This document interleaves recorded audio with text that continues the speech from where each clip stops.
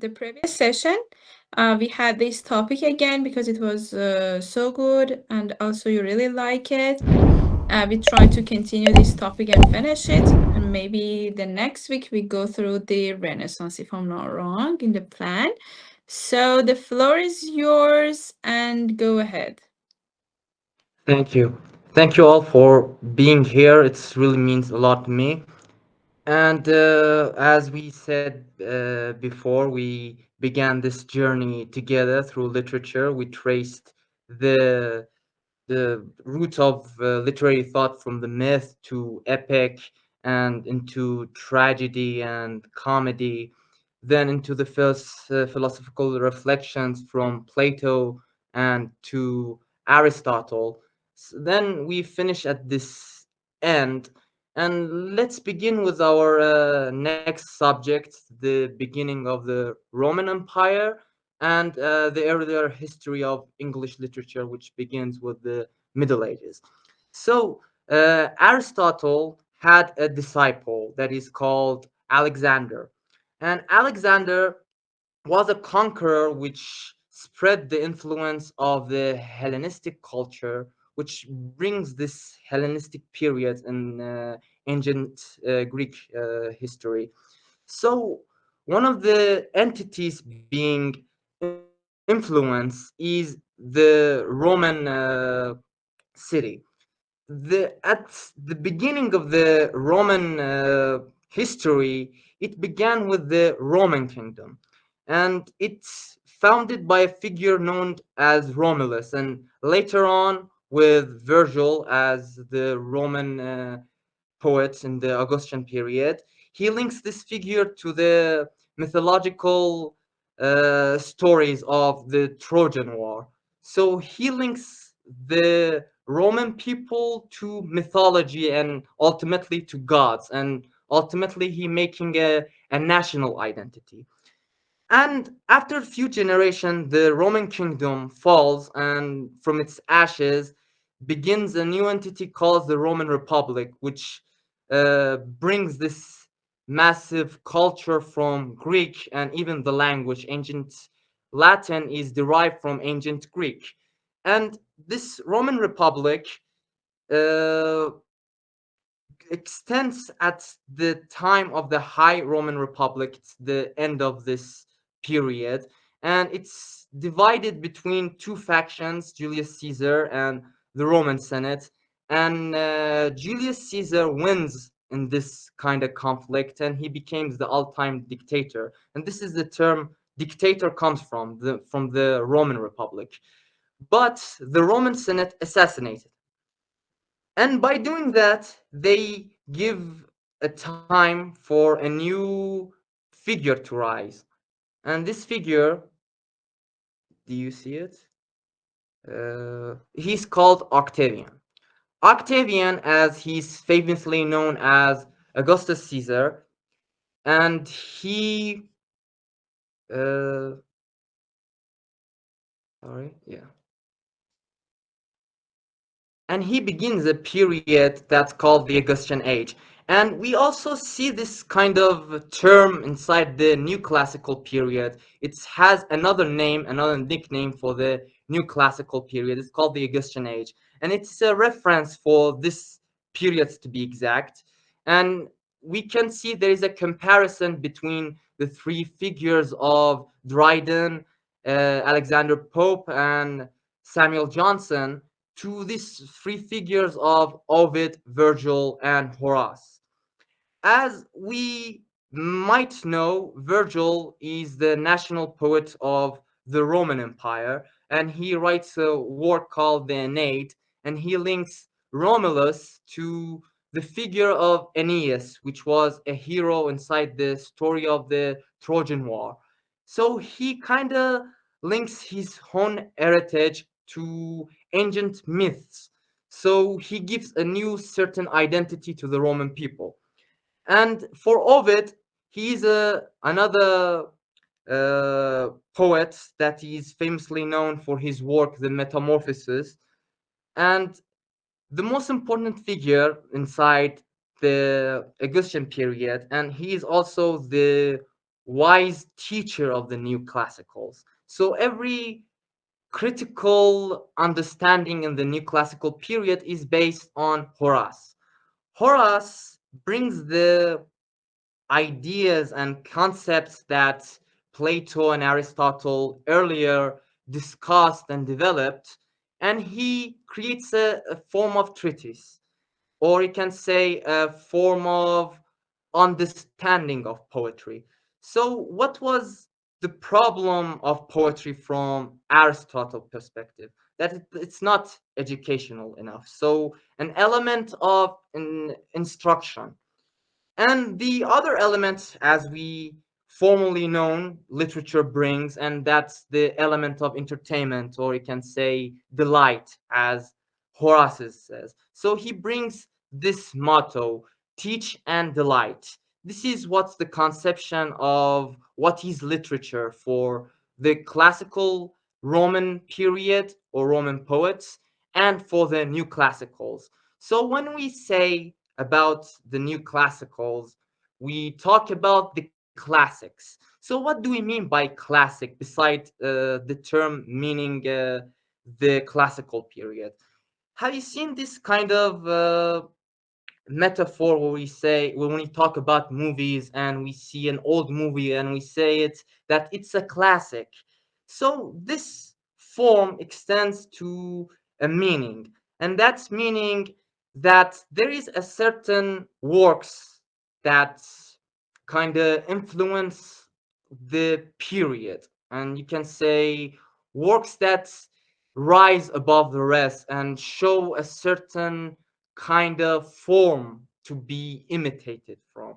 So we can say the classics as Virgil, Horace, and Ovid being a form of imitation, or you can say an object of imitation for the later new classical poets. So we see uh, Horace brings a subject called decorum or decorum. So it's literally means it's fitting. So it fits. So in literature, decorum means that every element of a work should suit its subject, purpose, or audience. So the style, tone, character, and language must be appropriate to situation and genre. So to give an example, it's like that. A young lover should not speak like a philosopher. A king should not whine like a servant. So every character should fit its own character description. So if I am like a noble character or a heroic, a warrior kind of character, I shouldn't be someone have an element of cowardice, because as you say, when in medieval literature to be exact, a warrior is courageous. So for this form, a warrior shouldn't act fearful in his own perspective. So there is two kinds of forms inside literature. You can say there is a high elevated style for epic and tragedy, and there is the plain conversational style for satire and comedy. So there is another description that Horace says. He says that we shouldn't mix two kinds of the literature forms together. For example, you shouldn't mix tragedy and comedy together. But later on, we see in the Renaissance, William Shakespeare brings his masterpieces as tragic comedies. And it is like a paradox for what the classics, the teachers of literature says. So it is a kind of a new understanding for literature. So literature evolves through times, and different conceptions, different understandings arises in every period. So every period we have this uh, distinctions and titles and even topics for every period. So we distinct the conceptual thoughts for every period, and we give it a name. For example, the Romantic period, or the Victorian period, or the Classical period, New Classical, or the Renaissance. So every period does give a sort of understanding for what people thought, what happened. So we can see that Horace uh, brings his understanding of the Quran to as one of the elements of classicals. Then let's go to our real subject, the real subject about English, because we are English literature students. And this is the Roman Empire at its peak. The Roman Empire does go to Britain, to be exact, a part of the British Islands. It's called Britannia. It's a Roman province, and they make a city called London. And this is the name of the city comes from the Romans. And in this time period, there was a time of unrest. The Roman Empire was at war with Germanic tribes, and these Germanic tribes ultimately make the Roman Empire divided into the Western Roman Empire and the Eastern Roman Empire. And the Western Empire does dissolve in time because of the powerful identity the people under Rome living. And when it falls, because all of the people living inside Roma were speaking Latin. And when it falls, all of the Romantic languages evolve from Latin Rome, and we will have Old French, Old Italian, Old Portuguese, Old Italian, different kinds of languages will derive from Rome. And we have Britannia. As you can see, Britannia is comprised of two big islands. One is called the the Great Britain, and the other is called Ireland. And Great Britain is made of three kingdoms, or you can say three countries: Scotland, England, and Wales. But at this time period, when at first the Britons, because Britannia is derived from the name of Britain, which are the Celtic speaking people inside of the British Isles. And the Angles, Jutes, and Saxons come from Western Germany, and they come to England, part of the British Isles. And the people already living there, the Britons, do spread in all of the country, and even some of them go to France and make a place called Breton. But when the Angles, Saxons, and Jutes come, at first they didn't have a unified identity as Anglo-Saxons. They're Germanic tribes, spoke Germanic tongue, and they come to Anglia and make different kinds of kingdoms like Mercia, Northumbria, East Anglia, Essex, Sussex, Wessex, and every single one of them spoke different dialects of Old English, which is Old Germanic tongue called Anglo-Saxon. And we have this as our understanding of the Old English, where it is a period from the 5th century to the beginning of the Norman conquest, called Old English. And at first they were religiously pagan. They later got Christianized by Saint Augustine, and they had a warrior society, and most of their poetry were kind of warrior related poetry, and their characters were hero kings. So the literary transmission was a form of oral poetry. Then it was written down as texts by monks in monasteries inside this period of translation. So there are major characteristics of Old English literature. You can say, in opposition to classical literature, as we saw in Roma and Greek, where it was rhythmical and metrical, Old English was alliterative. So you can see there are certain words alliterate with each other inside the sentence, such as this uh, quote from Beowulf.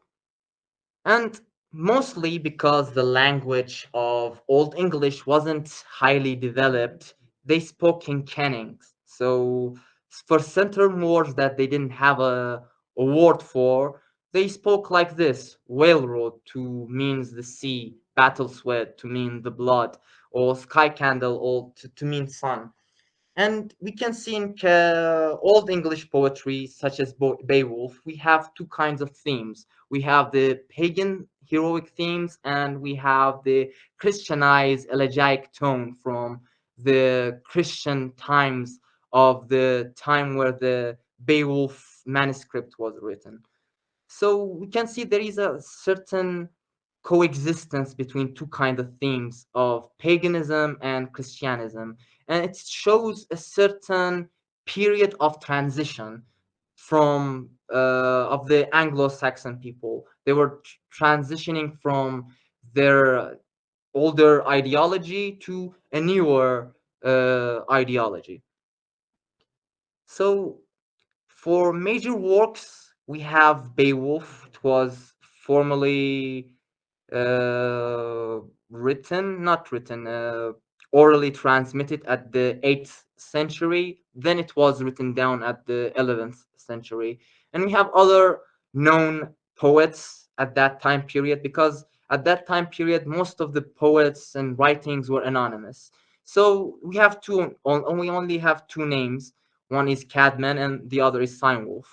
So we have another work at this early period, early Old English. It's called The Dream of the Rod.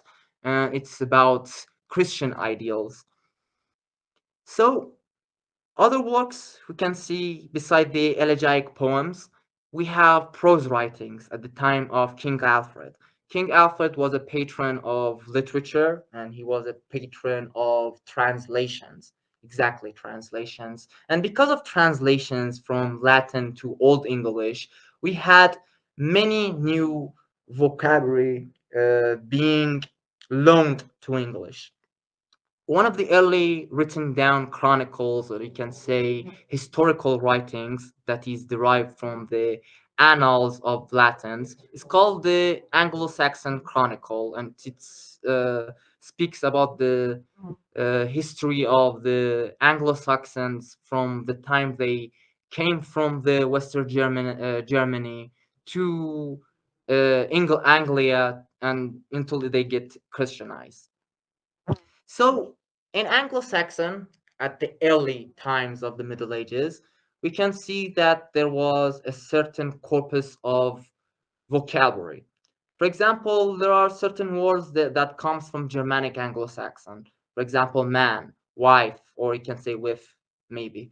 Stan to mean stone, son, God, he, him, her. Then we have words that are loaned from Latin.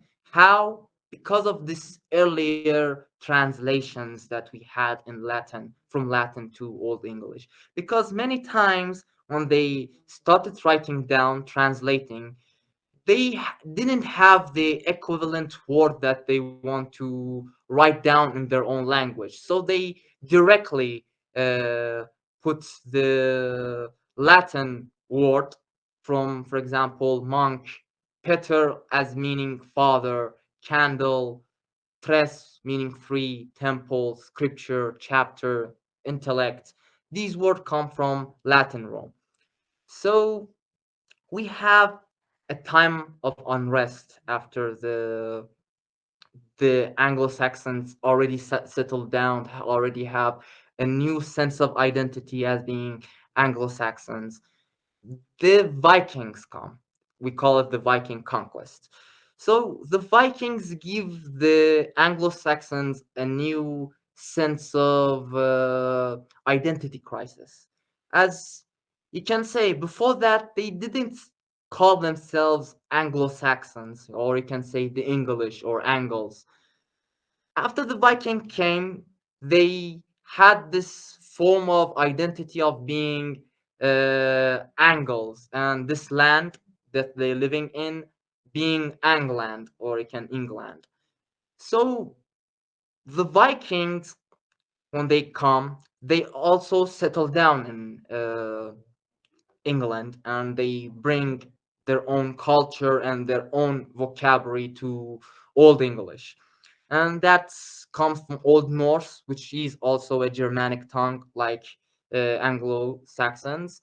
And you can say the word husband, they didn't have it uh, in their own language. For example, we have the word wife here. So we have the word loaned husband here. We can see this is one of the objects of understanding of language we have about, being language being arbitrary, then being conventional, then ultimately being differential. So they didn't have the word, they just conveniently settled down and they just said husband is the new word. So this is a new corpus of words that was included in English. So we have this second stage we call the Norman conquest, and which brings the second stage of the medieval literature, and we call it the Middle English. So the Norman conquest brings the language of French with it, because the Normans, as we see here, these two characters, Ragnar Lothbrok and Rollo. Ragnar does represent his own people as Vikings, but Rollo here, he's a historical character. He betrayed his brothers, the Vikings, and he went and eloped with the French court, to help them against the Vikings.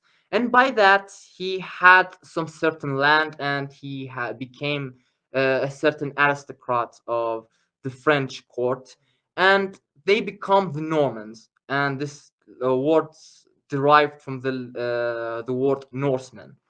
So the French brings its own corpus of languages with it. So the French become the language of court, law, administration, and high culture.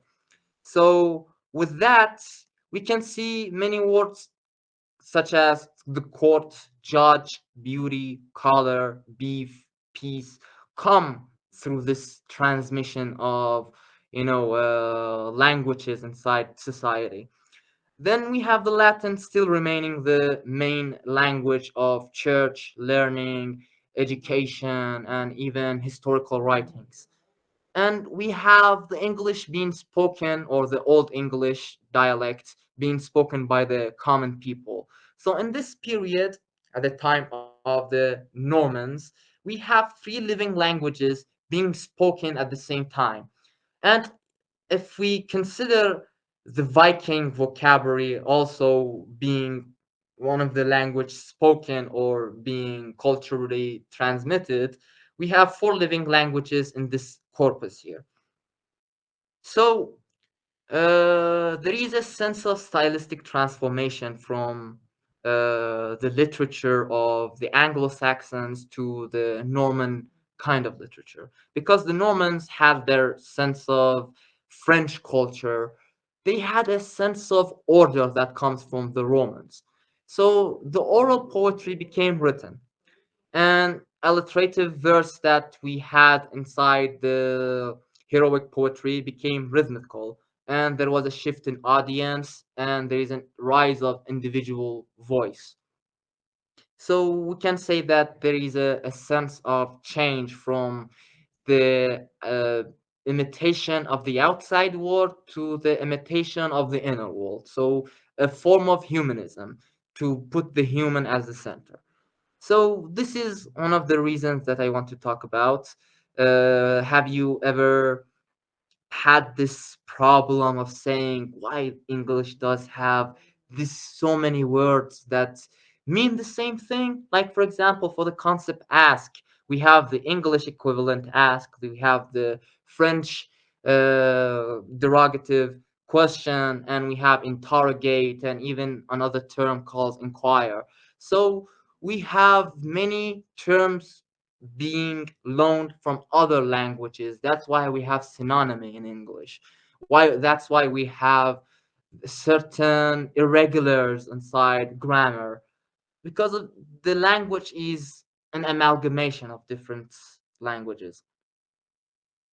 So This is a form of comparison. If you put the vocab from the Germanic language and or the Romance language, which means French and Latin, and Germanic Vikings and Anglo-Saxon, you can have this kind of poetry. For example, the sun rose red over the hill, and the men took up their swords. It has a Germanic tone, and this is the same for romance. Then we have a character here we want to know as being William the Conqueror. Just a minute.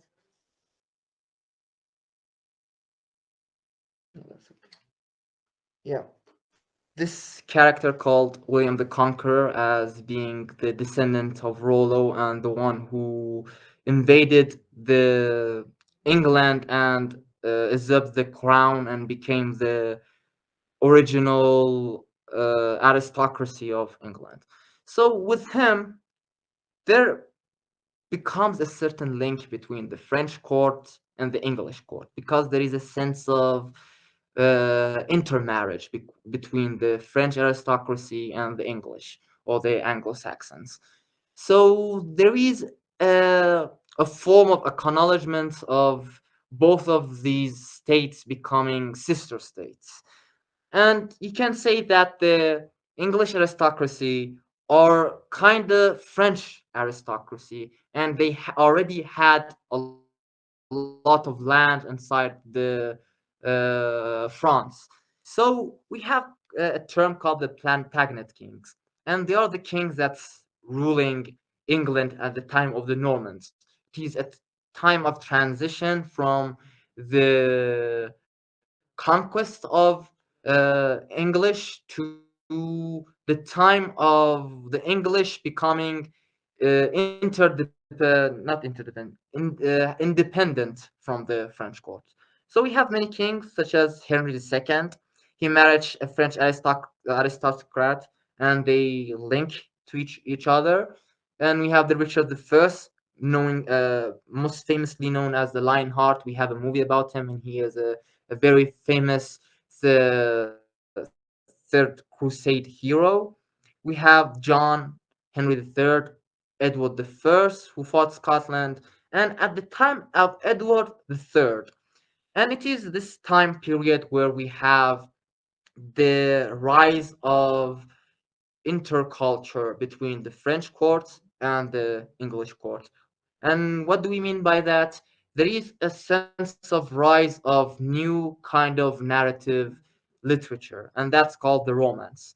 The Romance was made in France and the French court, and love, and it is a form of romantic kind of literature. And this kind of literature began at this period of interculture between the French and the English. Then we had the Edward III, who said that I am kind of connected to the French aristocracy. I am a grandchild of the French emperor, previous French emperor. So that's why I should be the king of the French courts. And the French court did say that we're not accepting this proposal, and they put Louis the I don't remember which Louis, but they put Louis as the emperor or the king of the French courts. So this began the time of war, or we call it the Hundred-Year War between the English and the French, and it started the theme of chivalry. You can say this at this time period where we had the Crusades and we had the Hundred-Year Wars. We had the time of knights. We had the time of war, of loyalty, comradeship, of a form of quests. This kind of understandings, this kind of conceptions brought upon the type of literature we call the Roman chivalric literature. So we had other kings such as Richard II and Henry V, which both were uh, kind of adapted by Shakespeare as a play or a chronicle play. And there were different genres inside the Middle Ages coexisting with each other, such as the Romance chivalric literature, the allegory or the didactic literature, and we have the mystery miracle plays and the secular plays and the morality plays, and we have the historical chronicles, which were kind of dependent on narrative history. So we have this kind of different genres. The first one is the romance. The romance, we have the three different kinds of romance, and they developed equally. So we say the courtly love, it is also as being the main character being a knight, and it is about courting a lady, courting a princess, saving a princess. It is about romantic, as we have the term now as a genre. This term comes from him, the courtly love. Then we have the quest for the Holy Grail, which is also dependent to the Christian values of Christ and the medieval ideals of knighthood of the Arthurian legends. They are mixed with each other, and we have the quest for the Holy Grail. So we have these chivalric tales. We have different kind of poets, authors, which developed these genres, such as Marie de France or the unknown Sir Gawain and the Green Knight poets, the Cretin de Troyes, which wrote many works such as Lancelot, Yvain, many tales about the knights of the Round Table.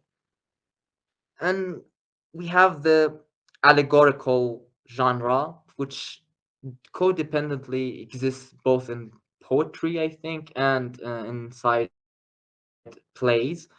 So we have the Pearl Poet, which we kind of sometimes link this poet to the poet of the Sir Gawain and the Green Knight, because both of them are anonymous and their kind of poetry is kind of like each other, but sometimes we see them as distinct. We have the Piers Plowman, an allegorical play by William Langland at the time of Geoffrey Chaucer. Then we have the most important medieval allegorical play called Every Man, symbolism for every human being or every man and woman. And another note, and when people play this play, when they acted in theater, the character of every man do is played by different persons to show that every man represents different uh, human beings, even though that every man is one character in the play itself. So we have another genre, or you can say different category of literature. We call it the mystery, miracle, secular, and even morality cycles. There are different cycles managed by institutions. These kind of institutions were kind of religious sometimes, kind of secular, and mostly independent, and they had this forms of plays that they acted upon every year, such as the York Cycle, Chester Cycle, and one of the most famous ones called the Wakefield Shepherd Play. Then we have the chronicle as a form of literature. It is kind of dependent to prose and verse, kind of, because it's derived from the historical writings of Latin. We call the annals, and it is writings of kings, events about, for example, what happened. It's about history in general. So we can see that there are other kinds of chronicles,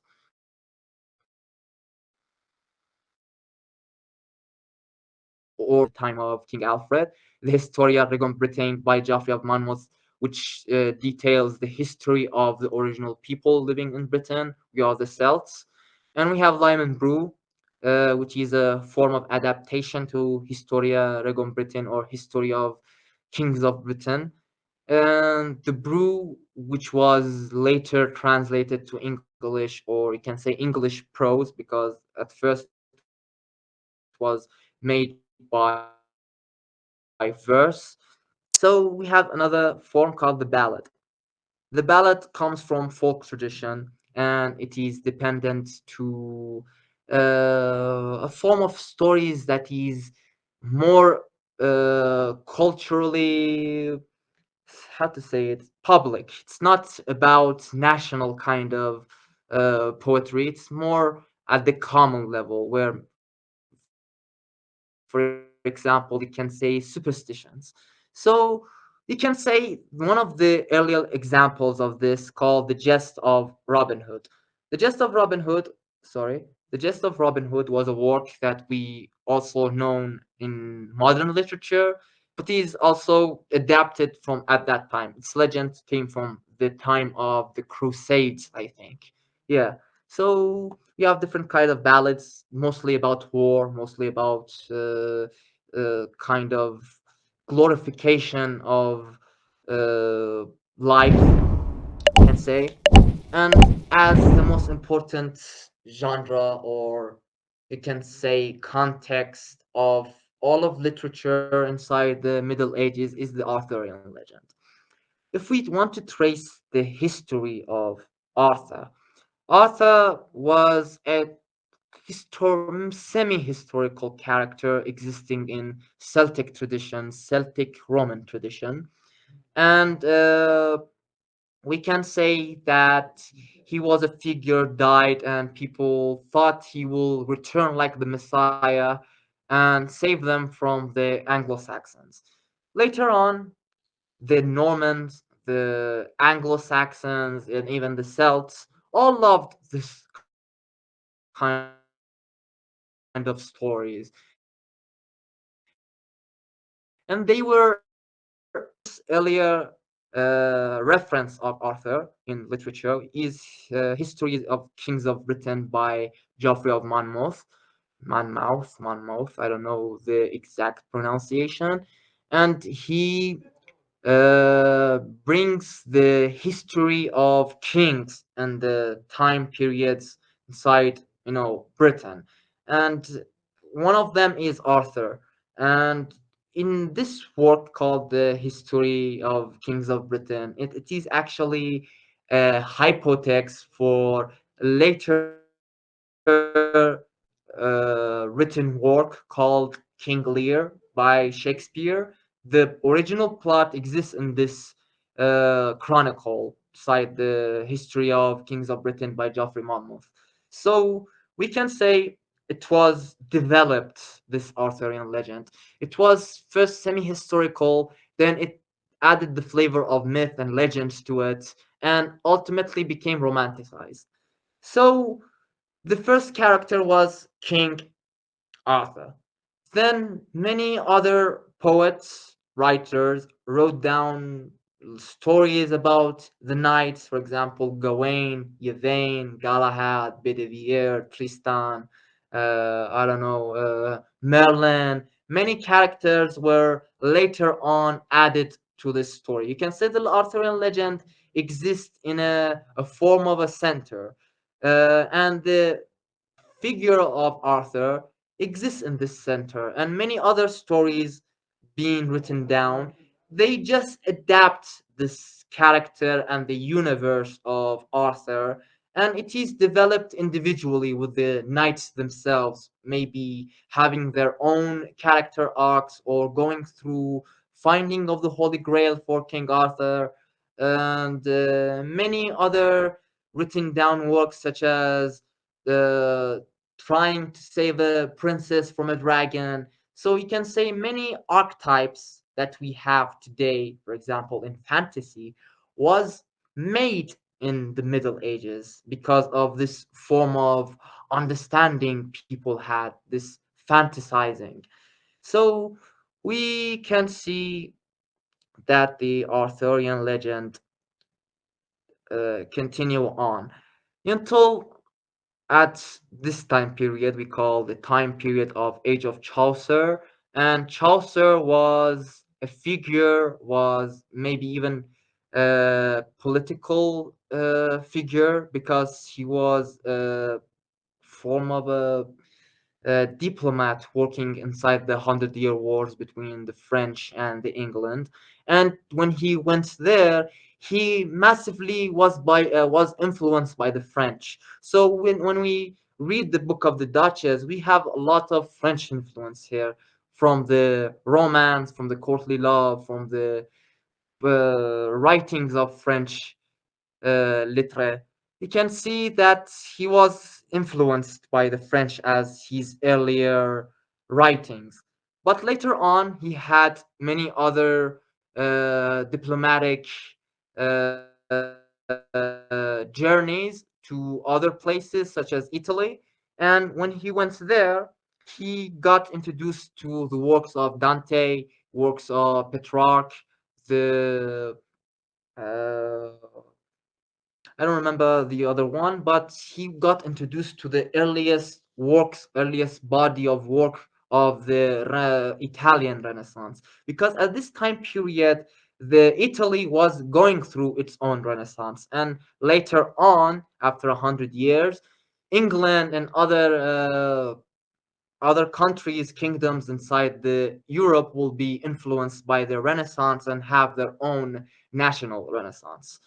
And but we also can say that at the time of Geoffrey Chaucer had his early forms of English Renaissance, because he brought down the establishment of Middle English as a language. Because before this time period, people spoke Anglo-Norman, and languages were divided. But at the time of Geoffrey Chaucer, Middle English became a thing, became a complete language. And he wrote the Canterbury Tales in Middle English. Uh, and this work is heavily influenced by Dante. You can say Italian influence. This Canterbury Tales, you can see it is a form of frame narrative. A frame narrative means that it is a story within a story. We have other examples such as Decameron by Boccaccio inside the Italy. We have the works of 1001 Nights by Scheherazade, which is a form of frame narrative, which is a story within a story. And we have also the work of The Rime of the Ancient Mariner by Samuel Terrell Coleridge, which is also a form of frame narrative. So, Age of Chaucer brings this kind of renaissance to English, and people start writing in English vernacular. So William Langland wrote in Middle English, such as Gower, Marjorie Kemp, and Evelyn of Norwich, which were both, I think, the first English women writers. And we have John Wycliffe, which wrote the first English translation of the Bible, I think. I don't know exactly. I think he wrote a form of extension of biblical narratives. So the last work of this period, or we can say we like to believe to be the last work of this period, called Morte di Arthur, or the death of Arthur. And it is a form of symbolism, allegory, to mean the death of Arthur. Because if you read, or you can say study the object of legends about Arthur, they uniformly believe that Arthur is not dead and he will come back from Avalon. But by saying, or you can say announcing that Arthur is dead, we can say it is the time of death of chivalry, the death of knighthood, the time of the end of the Middle Ages. So it is shows a fallen knight as being the end of the medieval thought, life, and experience. So later on, when we adapt works such as Miguel de Cervantes' Don Quixote, which it is about knighthood, it is a form of parody because we can say the age of nights already ended. So after now, we can see that any forms of nightly writing are just a form of parody. So with this, we can see it is an end for an era of understanding, of living, of seeing how life is experienced, for example. So, as the Middle Ages ends, it begins a new period as a form of extension and opposition to the previous period. So the Middle Ages, even though that we say middle, which also uniformly known to be the middle in history between the ancient and between the modern, but these acts also as an ancient history for the English people themselves or for the European Germanic people, such as England. So we can see that from now on, after that, with the beginning of the Renaissance, we begin an age called the early modern period.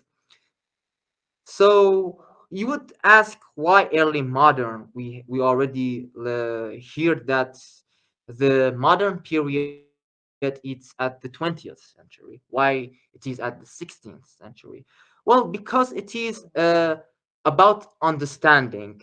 The people at the 16th century didn't have the understanding of living inside a modern period. But us in the modern period, in the 20th century, do believe that we are living in a modern period. That's why we are uniformly known as modern and postmodern. But if we look in history, we have the age of early modern, which is the 16th, 17th, and the 18th century. And we have the period of the 19th and the 20th century as being the late modern period. And now, or we can say after now, as the meaning of postmodern comes from, just means that is the time of uh, moving on. So that's why we are saying that the time period of the Renaissance is a period of moving on from the earliest traditions. And we also connotate of being the realm of shadows, darkness, and what thematically as literature. We always say that means death, for example, it means ignorance and forms of negative connotations. But it is also, if we want to deconstruct this notion, it is also the realm of dream, the realm of imagination, it is the realm of fantasy, it is a realm of superstition which feeds the writings of fantasy. For example, superstition did give rise to the image of dragons, for example, the object of magic, the object of monsters, which is also adapted later on in the modern period. And we know works such as that known as Lord of the Rings. And he's directly influenced by the Middle Ages. And the Middle Ages, even though we try to not read a lot about it inside English literature, it is the subject of influence for later literature. For example, the Romantic literature. The Romantic literature is majorly influenced by Middle Ages. Even in Gothic, where we have the Middle Age architect and living in darkness, in shadows, in the with characters of, for example, fantasy, like for example Frankenstein as a monster, vampires, werewolves, and all are derived from the Middle Ages. So the Middle Ages is uniformly known as the ultimate subject of influence. Uh,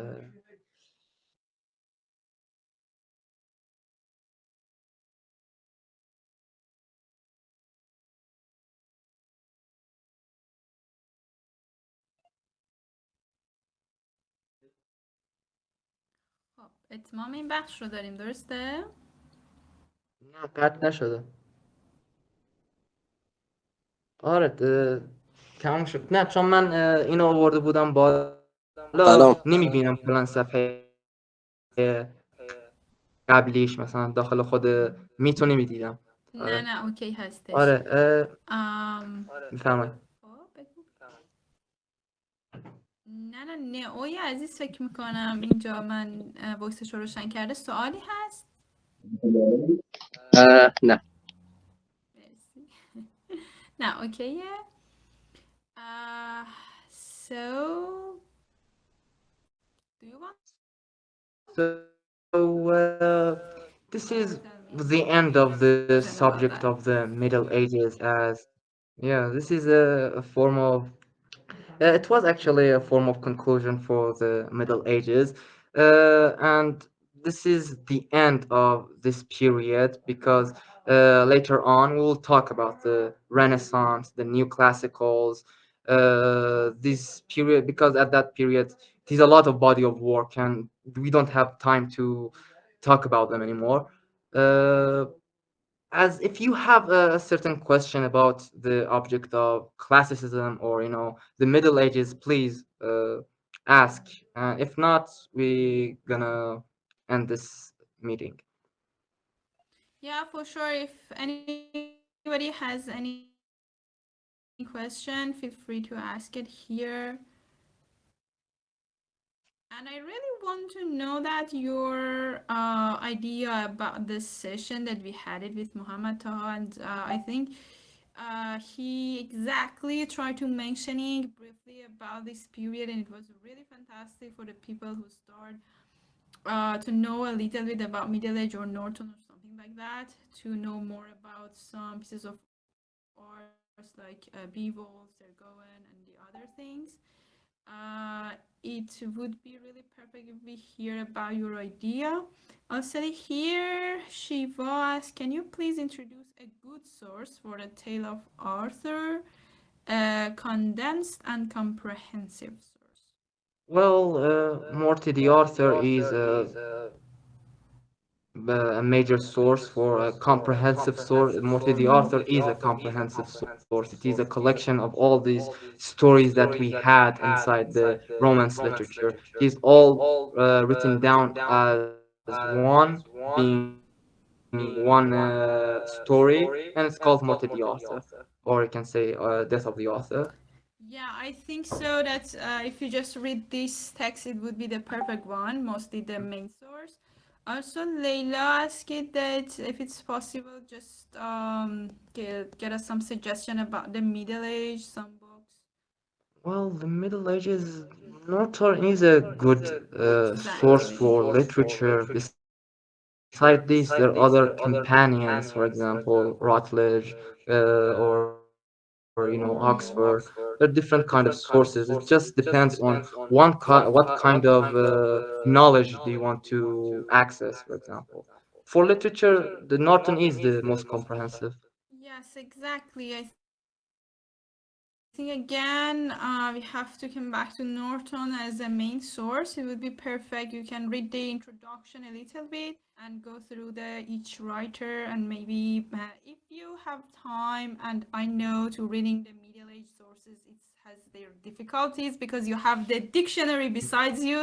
It's a lot of words you have to really looking for, but at the same time if you can read them, it would be a perfect situation for you to understanding well about this period and how their style or maybe their way of writing. Any other questions?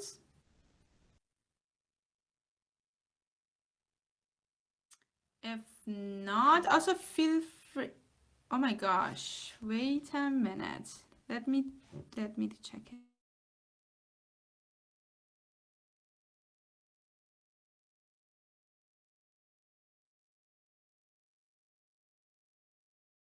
Is it now better? My voice is okay, everything? Yeah, it's better. Okay, I don't know what's going on because I have a caller, so maybe because of that. Anyway, thank you so much. First of all, to محمد, طاها again for this priceless, to be honest, and impressive presentation. We are so lucky to have you here. It was fantastic. Honor. Yes, honor is all mine. And also for the others who joined this session, I hope you enjoy, and feel free if you have any other question, you can send it to the group. And we are keep in touch together. Also, Muhammad, I see answering all the questions. Thank you so much. See you all. See you for sure. Yeah. Have a nice night. Bye-bye. Bye bye.